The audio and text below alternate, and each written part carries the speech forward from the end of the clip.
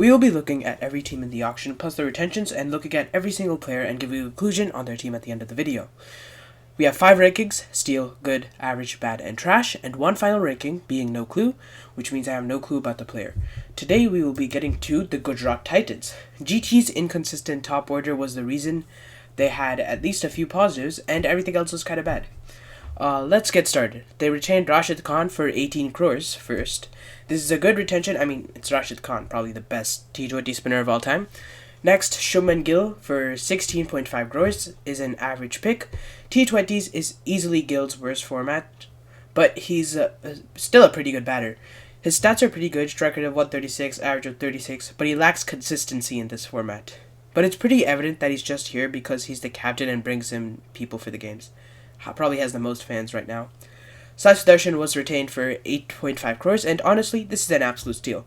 He's an upcoming player, definitely a great future investment, and he's in pretty good form, alright form, not the best. Definitely not in his best form, but he was still pretty good nonetheless.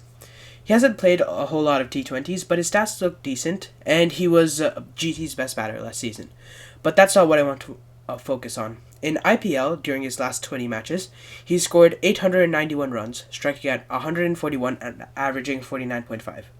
That's just wild, and these are similar stats to Prime Kohli, but Kohli's stats are obviously somewhat better. I'm pretty sure his average was around 55 and strike rate around 145, and a lot more runs. And he can really play at any position, Sai Sudarshan being. He can play at any position, opener, number 3, number 4, number 5, and if really required. Honestly, I think he should be given a permanent spot in the Indian team, and a player of that level for 8.5 crores is pretty great. GT then retained 2 on-cap players for 4 crores each, Rahul Tewatia and Shah Rukh Khan. Rahul Tewatia is a good buy. He's done quite a bit in IPL, mainly chasing a huge score, so I see what GT saw in him. He plays well, so I don't see any harm being done with him and being in the side, and he can bowl, but he's mainly used to break a partnership or keep the middle overs quiet. Shah Rukh Khan is an average buy. He's not done a whole lot in the IPL, nothing too impressive. But in TNPL, he was great. He scored 225 runs in 7 innings, averaging 45 and striking 183, and as the captain as well. He also took 13 wickets in 9 innings and went at 6.8. That's great, and honestly, he's almost 30, entering his prime age, so it's great for him and great for GT to retain him.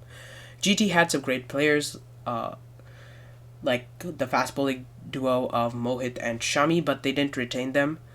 So like most of these retentions, other than the fast bowling ones, are obvious. And I think going the batting route was a pretty good job for this team. Kind of smart, but they could have retained a different bowler over another finisher because now they have 2 finishers in Rahul Tewatia and Shah Rukh Khan. If there was a little more bowling, they didn't have to shell out so much on young pacers, which probably could have made this team a lot better. So, the auction picks. On the topic of young pacers, let's talk about Prasidh Krishna. I initially listed him as a trash pick, but he played well in the 5th BGT match, so maybe he's good. But it was a test match, and I don't know how much of that applies to the T20 format. He's not been playing many T20s, mainly as a test and first-class bowler, but he's pretty good at both those formats.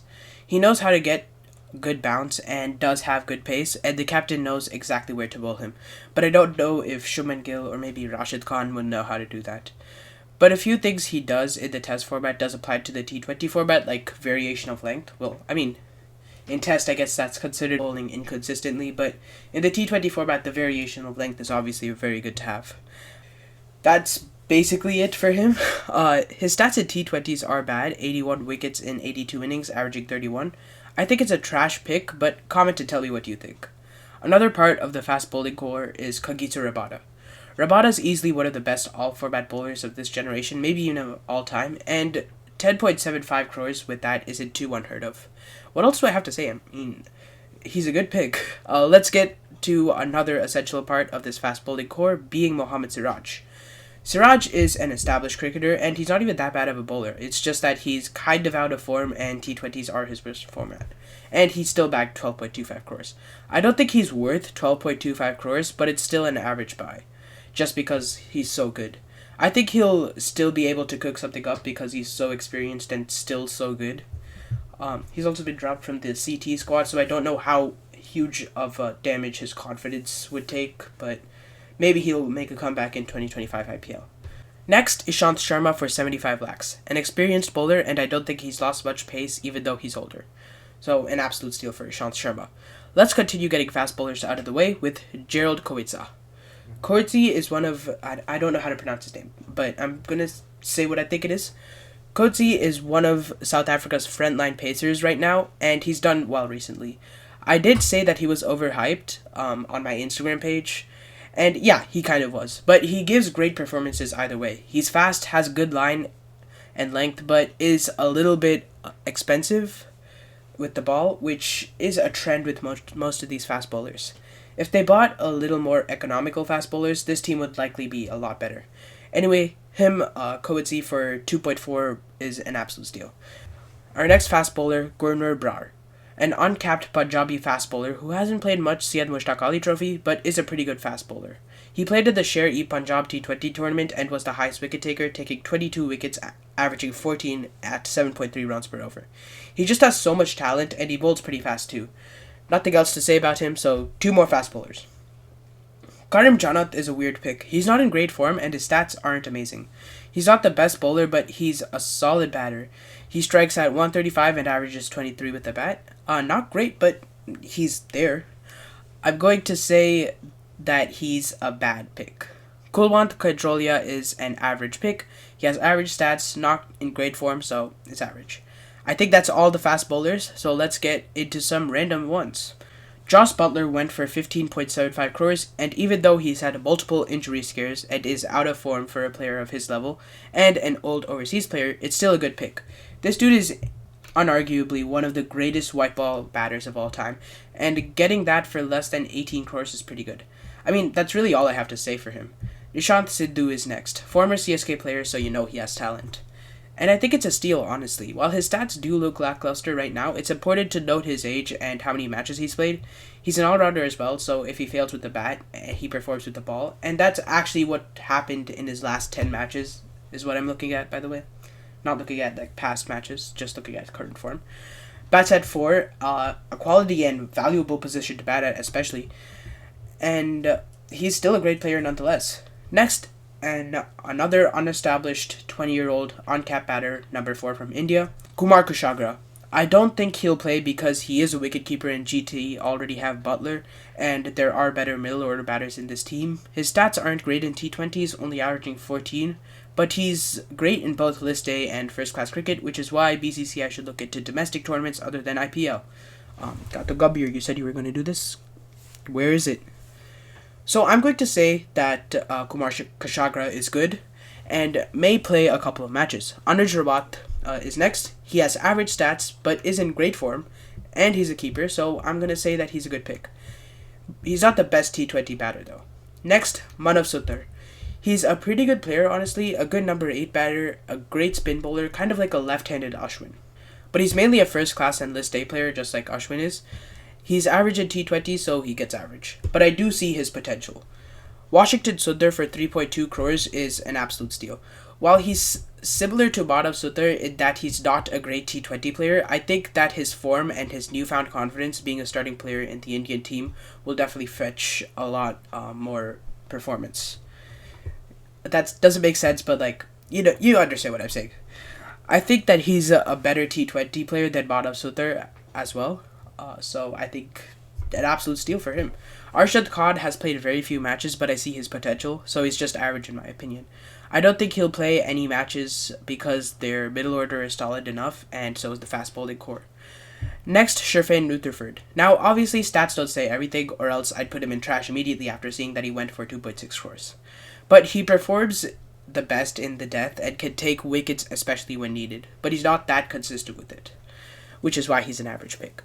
R. Sai Kishore was RTM'd for 2 crores, and that's pretty good, honestly. He's easily been one of the most dangerous domestic cricket bowler in all formats, but he's pretty out of form right now. But just look at these stats. How can you ignore any of these stats? He's probably going to play in Chepauk and Eden when he gets the chance. Jayant Yadav is your average off-break bowler in T20s. Very little wickets and amazing economy, kind of like my all-rounder in career mode in Cricket 24. So average. I don't think I have to say anything about Glenn Phillips being an absolute steal. I mean, the dude can do anything. Well, yeah, that's all I have to say. Well, that's it for the Gujarat Titans. That's their entire squad. So the playing 12 will likely start with Joss Butler and Sai Sudarshan opening. I think that Shuman Gill will want to try and fit the position that ICT and BCCI are molding him into, and will bat at number 3. At number 4, Nishant Sindhu or Anuj Rawat will play. It's talent versus experience for this one. I think Nishant Sindhu is my pick, though. Glenn Phillips will bat at 5, probably the most experienced part of this middle order, and will provide a huge impact in the death. At 6, Sherfain Rutherford, Arshad Khan, or Kumar Kushagra will play. My personal pick would be Sherfain Rutherford, though. But no, he isn't my first pick, because he's an overseas player, and that wouldn't work well for the bowling attack.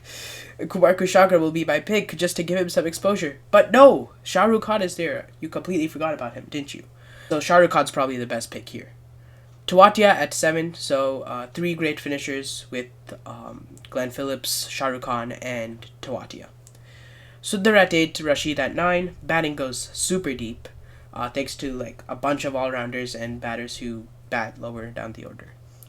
Siraj and either Coetzee or Rabada will lead this bowling attack, with either Prasidh Krishna, R. Sai Kishore, or Kumar Kushagra as the impact player. I think GT's main problem here is that they didn't buy quality Indian players but shelled out on quality overseas players. Because of the overseas restrictions, GT's team will suffer, and their fast bowlers will be giving quite a bit of runs. Their middle order is also pretty terrible, so they won't be able to make enough runs to defend, nor make enough runs to chase a huge score.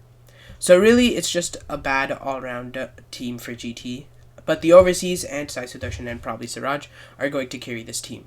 8th place on the table. That's no different from last year. Okay, bye.